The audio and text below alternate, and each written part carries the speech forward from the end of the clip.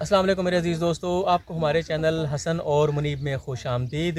आज हम आपको सुना रहे हैं एक 77 साला तारीख़ पर मुहित दास्तान, जो कि पाक व हिंद की पार्टीशन के वक़्त 1948 से शुरू होती है और आज 2025 तक ये तारीख़ चल रही है। इस कहानी का स्टार्ट होता है 1948 में, जब मेरे नाना इमामुद्दीन वद अब्दुल गफूर हिजरत करके शकरगढ़ के गांव चंजोड़ा में आए, और उससे पहले मकबूजा कश्मीर से हिजरत करके ख़ानदान रहमत अली वल्द मीरा बख्श अंसारी बिरादरी से वो शाहपुर आए, और इस गांव को शाहपुर चंजोड़ा भी कहते हैं। मेरे नाना और हमारा ताल्लुक़ राजपूत फैमिली से है, और दूसरा ख़ानदान, दूसरी फैमिली, इन दो ख़ानदानों की ये कहानी, ये दास्तान, जिनका ताल्लुक़ अंसारी बिरादरी से है। अंसारी बिरादरी के रहमत अली वल्द मीरा बख्श कुछ अरसा पहले यहाँ पे आए, और उनके बाद मेरे नाना इमामुद्दीन 1948 में गुड़गामा ज़िला के पड़तल गांव से हिजरत करके चंजोड़ा गांव में आए। शाहपुर और चंजोड़ा दोनों इकट्ठे गांव हैं, इनको शाहपुर चंजोड़ा भी कहते हैं और छोटा शाहपुर भी कहते हैं। इन दो ख़ानदानों की जब दोस्ती हुई, अंसारी ख़ानदान राजपूत ख़ानदान का मेज़बान बना, इन्होंने उनकी मेहमान नवाजी की। इमामुद्दीन और उसके ख़ानदान की मेज़बानी रहमत अली वल्द मीरा बख्श ने की, और इन दो बुज़ुर्गों का अहद, दोस्ती का, मोहब्बत का, खुलूस का, दिल और दिमाग की पाकीज़गी का आज 2025 तक कायम और दायम है। मेरे नाना जब हिजरत करके वहाँ से आए तो एक दिल खरास दास्तान यहाँ पे मौजूद है, और मैं यहाँ पे शकरगढ़ आया हुआ हूँ, इस गाँव में शाहपुर चंजोड़ा में, जो हमारे मेज़बान हैं उनके भतीजे की शादी में, और हम इन शादियों में खुशी गमी में एक दूसरे के शरीक होते हैं। वो जो 77 साला शराकत का एक ताल्लुक़ है, आज हम उसको जोड़े हुए हैं, और 5वीं नस्ल आज हमारी मिल रही है। 5वीं पीढ़ी इस वक्त इस ताल्लुक़ को जोड़े हुए हैं। मैं आपको दिखाता हूँ, ये 5वीं पीढ़ी इन छोटे छोटे बच्चों पर मुश्तमिल है। ये आप देख सकते हैं, ये हसन और मुनीब जिनके नाम पे ये चैनल है, आप इनको अच्छी तरह से जानते हैं। ये मेरे बेटे हैं, और ये हमारे मेज़बान ज़फ़र इकबाल और जावेद इकबाल के बेटे हैं। ये 5वीं नस्ल, ये 5वीं पीढ़ी इस वक्त मुलाकात कर रही है और आपस में घुल मिल रही है, खेल रही है। उसी तरह से जब आज से 77 साल पहले हमारे बुज़ुर्ग आपस में मिले, ये दिल की, दिमाग की, नज़र की, ज़ुबान की, रूह की पाकीज़गी की दास्तान है। ये बच्चे भी आज इस तरह से मिल रहे हैं। हमें हमारे बड़ों ने दर्स दिया कि बच्चों, आपस में प्यार, मोहब्बत और खुलूस के साथ रहना है, एक दूसरे के साथ निभा करना है, और आज हम इस नस्ल के अंदर, इन बच्चों के अंदर ये बात मुंतकिल कर रहे हैं कि बच्चों, आपने इस ताल्लुक़ को आगे बढ़ाना है। हिजरत के वक्त की ये कहानी, ये किस्सा, ये कहानी जो कभी हम किताबों में पढ़ा करते हैं, किताबों में पढ़ी हैं आपने भी और मैंने भी, उसका तजुर्बा मेरे ख़ानदान ने किया है। मतलब इस वक्त मैं अपने नाना का जिक्र कर रहा हूँ, अपने नाना जी मरहूम का। वो जब हिजरत करके आए तो मैंने गांव के, यहाँ के बुज़ुर्गों से मुलाकात की, बड़ों से मुलाकात की, उनसे कुछ शवाहिद इकट्ठे किए। वो मैं आपके सामने कुछ रखता हूँ, कुछ चीज़ें। जो सबसे एक अहम वाक़या जो यहाँ पे मैं नोट करूँगा इस दास्तान में, इस कहानी में, जो कि 100% हकीकत पे मबनी है ये दास्तान, ये कहानी कोई किताबी बात नहीं है। मेरे नाना जी जब हिजरत करके यहाँ पे आए 1948 में, वो ये बताते हैं कि हिजरत का जब सफ़र शुरू हुआ अपने ख़ानदान के साथ, तो ख़ानदान के कुछ लोगों ने इस्लाम कबूल कर लिया था और कुछ लोगों ने इस्लाम कबूल नहीं किया था। यानी कुछ हिंदू मज़हब में रहते और कुछ मुसलमान थे। इस सिलसिला चलता रहा। हिजरत का वक्त आ गया, 1948 में उन्होंने हिजरत की, और नैनाकोट और मीरपुर ये इलाका है, ये भी आपको मैं इंशाल्लाह दिखाऊँगा, वो मकाम भी दिखाऊँगा जाकर जहाँ से वो हिजरत करके आए। शकरगढ़ के सेक्टर इंडियन बॉर्डर पर ये वाक़या इलाका मौजूद है, वो आपको दिखाऊंगा मैं इस वीडियो में, कि वो इलाका जहाँ से हिजरत करके आए, इंडियन साइड पे, वहाँ पर जो निज़ाम था एक उस वक़्त की गवर्नमेंट का, हिंदुस्तानियों का, ज़ाहिर है वो हिंदुस्तान हिंदू बरादरी को अहमियत देते थे, उनकी बात को अहमियत देते थे। मुसलमान जो हिजरत करने वाले महाजिर हो रहे थे, उनको वो नुकसान पहुँचाते थे, मारते थे, कत्ल व गारत करते थे। इसी तरह से हमारे नाना का ख़ानदान जब हिजरत करके उस बॉर्डर के इलाका पे पहुंचा, तो वहाँ पर एक उनके ख़ानदान के फ़र्द थे जो कि हिंदू थे, उन्होंने इस्लाम कबूल नहीं किया था, और वो वहाँ के नंबरदार थे या चौधरी थे, कुछ इस तरह से असर रसूख वाले आदमी थे उन हल्का अहबाब के अंदर। हिजरत का वो सफ़र रेड़ों पे था, बैलगाड़ियों पे था, गधा गाड़ियों पे था। जब वो चौधरी के यहाँ, उस नंबरदार के यहाँ रात जब वो रुके, کیونکہ پیچھے سفر کر کے آ رہے تھے, بارڈر کا ایریا تھا, تو بارڈر کراس کرنا ایک انتہائی مشکل ترین کام تھا, کیونکہ ہندوؤں کا وہاں پہ پہرا تھا اور پکڑ لیتے تھے, مار دیتے تھے, عورتوں کے ساتھ بد کلامی بد سلوکی کرتے تھے. اس وقت ہمارے نانا جی بھی ایک اس کشم و کش میں مبتلا ہو گئے, اس پریشانی میں مبتلا ہو گئے. اب چونکہ وہ جس چودھری اور جس نمبردار کے گھر پہ ڈیرے پہ رکے ہوئے تھے اس وقت, وہ ان کی برادری کا تھا, رشتہ داروں میں سے تھا, دور و نزدیک کے قرابت داروں میں سے تھا. یہاں پہ آگے تھوڑا سا ان کو ایک احساس تحفظ حاصل ہوا, اور رات کو جب رکے تو جو تلاشی لینے والے فوجی اس وقت لوگ تھے, اس وقت حضرات سے صاحبان تھے, وہ تلاشی لے کے تو جو لوگ پکڑ لیے جاتے تھے, مسلم یا غیر مسلم کوئی بھی, بالخصوص مسلم, تو ان سے وہ ایک مخصوص قسم کی قسم لیتے تھے, جس کو قسم کہا گیا. قسم لیتے تھے کیسے کہ بھائی تم لوگ واپس چلو, اور جو اسلام میں چیز منع تھی جیسے خون, گائے کا پیشاب, سور وغیرہ کی چربی یا اس کا خون, اس کا گوشت, یقیناً اسلام میں منع ہے. وہ لوگ پانی کے اندر وہ پیشاب گائے کا یا خون, کچھ ایسی حرام چیز مکس کر کے اس مہاجر صاحب حضرات کو, مہاجرین کو, وہ چاہے کوئی بھی تھے, ان کو پلاتے تھے. کہتے تھے کہ تم لوگ واپس پلٹ آؤ, ہمارے بھائی بن جاؤ, ہمارے مذہب میں واپس آ جاؤ, اور قسم کے طور پر, یقین کے طور پر اس کو وہی حرام چیز پلایا کرتے تھے. اب یہاں پہ مرحلہ ایک اسلام کا ہے, مذہب کا ہے, جس کی وجہ سے پاکستان ہمارے وجود میں آیا اور ایک بہت بڑی قربانی دی گئی. یہ میرے نانا جی پر ایک بہت بڑا مشکل وقت آ گیا, اور نانا جی میرے بڑے ماشاءاللہ ایک اچھے انسان تھے. لوگ گواہی دیتے ہیں, اس کی تاریخ گواہی دی ہے. آج بھی جو لوگ جہاں پہ گواہی دینے والے موجود ہیں کہ وہ بڑے نیک اور اچھے انسان تھے. ظاہر ہے اس وقت لوگوں کے پاس اچھائی ہی تھی, آج کا جو نفسا نفسی کا یہ عالم نہیں تھا. بہرحال وہ اس تکلیف اور اس کشمکش میں مبتلا ہو گئے. اب کیا کیا جائے؟ وہ ایک لفظ بولتے تھے ہندو لوگ, ہمارے بھائی بن جاؤ, ہمارے جیسے بن جاؤ, ہمارے انڈیا میں اور ہمارے مذہب میں واپس آ جاؤ. اب ہمارے نانا جی جس کے پاس ٹھہرے ہوئے تھے وہ بھی ہندو تھا, اور چونکہ برادری تھی, تعلق داری تھی, رشتہ داری تھی, اس کی وجہ سے میرے نانا جی کو تحفظ مل گیا. میرے نانا جی جھوٹ نہیں بولتے تھے. انہوں نے آپس میں ایک معاملہ طے کیا, کیا کہ آپس میں بات کی کہ جب وہ قسم لینے والے فوجی یا قسم لینے والے ہندو جب آئیں گے, ہم یہ کہیں گے کہ یہ تو ہمارے بھائی ہیں, اور وہ برادری ازم میں بھائی تھے, خاندان میں بھائی تھے, چچیرے یا تایا زاد یا چاچوں میں سے, اس طرح سے ایک خاندان تھا. تو نانا جی نے اس بات سے اتفاق کیا, اور جب وہ ہندو قسم لینے والے ٹیم پہنچ گئی وہاں پر تو افراتفری پھیل گئی. تو انہوں نے گائے کا پیشاب پانی کے اندر ملا کے دیا اور کہا یہ قسم کے طور پر پانی پیو اور ہمیں بتاؤ کہ تم ہمارے جیسے ہمارے بھائی ہو.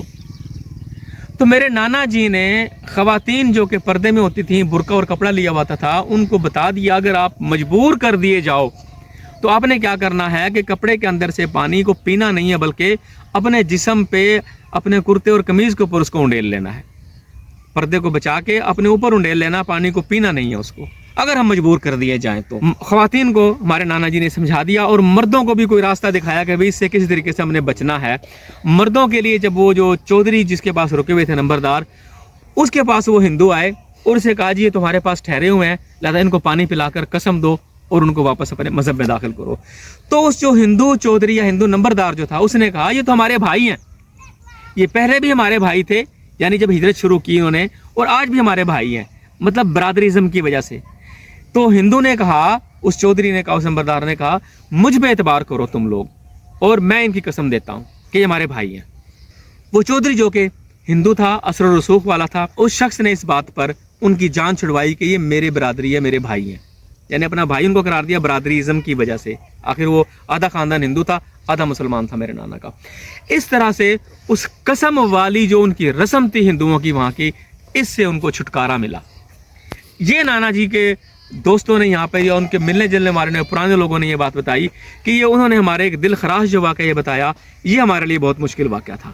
اچھا, اب وہ ٹیم تو واپس چلی گئی. اب جو بارڈر کراس کرنے کا مرحلہ آیا, وہ بھی ایک انتہائی تکلیف دہ مرحلہ تھا کہ وہاں پہ پہرے سخت تھے, قتل و غارت کر دی جاتی تھی, جان سے مار دیا جاتا تھا. پھر رات کے کسی پہلو, کسی وقت موقع دیکھ کے کہ یہاں پہ فوجی ارد گرد کم ہیں یا کہیں دوسرے پہرے پہ چلے گئے ہیں, رات کے کسی مرحلے میں پھر ان کو وہ بارڈر کراس کرا کے پاکستان کی حدود میں داخل کرایا. اور پاکستان کی حدود میں داخل ہونے کے بعد وہ اس گاؤں چنجوڑا کے اندر آئے. یہاں پر جب وہ गांव के अंदर आए तो मुआश का मसाइल थे, खाने पीने के मसाइल थे, हर चीज़ के मसाइल थे, बेयारो मददगार। फिर यहाँ पर जिस ख़ानदान ने उनकी मेज़बानी की वो अंसारी ख़ानदान था और वो रहमत अली वल्द मीरा बख्श का ख़ानदान था, उनकी औलाद थी। उनके 6 बेटे थे और मेरे नाना जी का एक बेटा था जमशेद और 3 बेटियां, मेरी वालदा और 2 मेरी खालाएं। मेरे नाना का यानी मेरे मामू, एक मेरे मामू थे। अब ये दास्तान बहुत तवील है। इसमें ये हुआ कि मेरे नाना जी के एक बेटे जिनका नाम जमशेद था, मेरे मामू 24 साल की उम्र में उनका इंतकाल हो गया था। अब मेरे मामू का इंतकाल के बाद मेरे नाना की कोई नरीना औलाद ना बची। फिर रहमत अली वल्द मीरा बख्श के जो बेटे थे 6, वो मेरे नाना जी के बेटे बने, हमारे मामू बन गए, मेरी वालदा और मेरी खालाओं के वो भाई बन गए ना। वो फिर रिश्ता ऐसा मजबूत और ऐसा कायम हुआ जिसको हम कहते हैं कि दिल की, दिमाग की, नज़र की, ज़ुबान की, रूह की पाकीज़गी के साथ वो रिश्ता आज 77 साल बाद भी कायम है। अब जो मामूओं की कुछ औलाद पे कुछ जिम्मेदारी होती हैं, भांजों के साथ जो मरासिम होते हैं, ताल्लुकात होते हैं, कुछ ख़ानदानी निभाव रिश्ते होते हैं।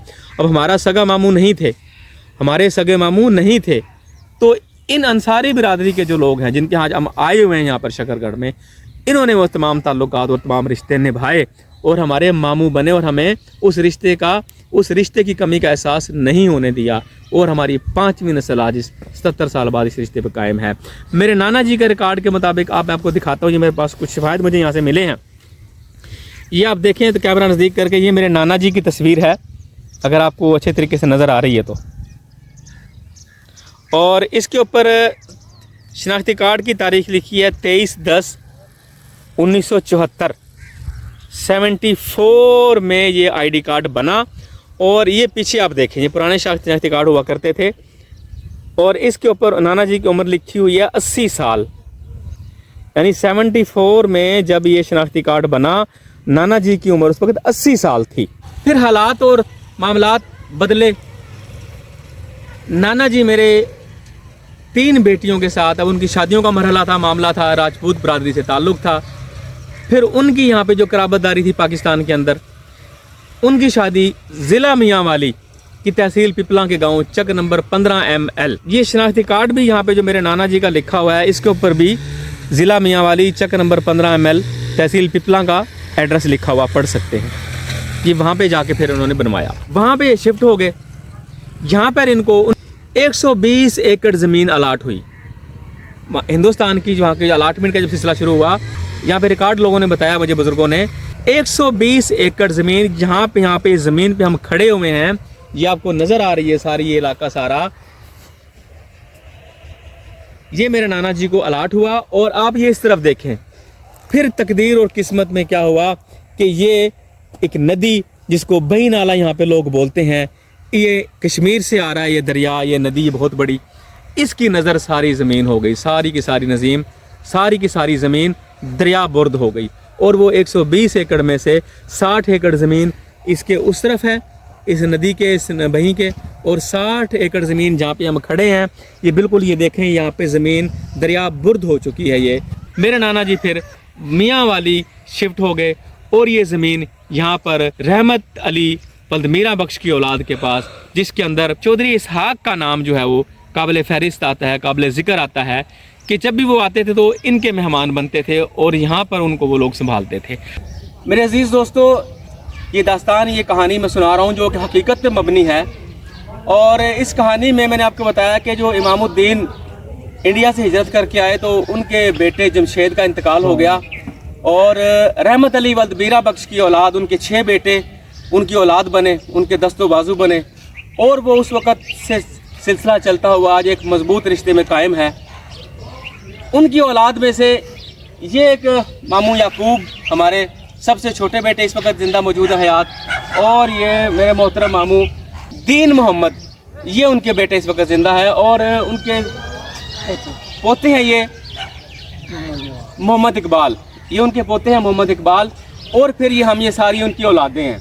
मैंने आपको पाँच पुश्तें गिनाई, 5 पुश्तों में हमारे बच्चे, मेरे बेटे और ये मेरी खालाजाद है, इनके बेटे اور یہ ہمارے بھائی ظفر کھڑے ہیں، ان کے بیٹے، یہ ہماری 5ویں پشت ہے اور یہ 3ری پشت ہے اور یہ 2ری پشت ہے۔ اس سے پہلے جو افراد تھے ان کا انتقال ہو چکا ہے۔ میرے عزیز دوستو، یہ داستان 77 سال پر مبنی ہے، یہ چند منٹ میں بیان نہیں ہو سکتی۔ ان 77 سالوں کے اندر جو کچھ ہوا وہ ان چند منٹس میں بیان نہیں ہو سکتا، لیکن یہ بات آپ یاد رکھیں، یہ داستان ہے دل کے، زبان کے، جسم کے، روح کی پاکیزگی کی داستان، جس کے اندر کوئی لالچ شمار نہیں ہے، صرف اور یہ صرف ایک روح کی پاکیزگی کی داستان ہے۔ کوئی لالچ ان افراد کے درمیان، ان خاندان کے درمیان موجود نہیں ہے۔ یہ صرف اور صرف ایک تعلق جو بزرگوں کا قول، بزرگوں کا عہد نبھا رہے ہیں پیار اور محبت اور خلوص کے ساتھ۔ ایک بات میں آپ کو بتانا چاہوں گا کہ جس وقت نانا جی مرحوم موجود تھے تو انہوں نے یہاں سے اپنا رہائش میاں والی منتقل کی، پپلا چک نمبر 15 ML میں، جس کا میں نے آپ کو مینشن کیا ایڈریس۔ تو اس وقت یہاں سے جو ان کی زمین تھی، جائیداد تھی پسرور میں، اس کے تبادلے میں یا اس کو بیچ کر انہوں نے وہاں پر کچھ زمین خریدی اور وہ زمین انہوں نے اپنی بیٹیوں میں تقسیم کر دی۔ 3 بیٹیاں تھیں ان کی، جس کا میں نے آپ کو ذکر کیا۔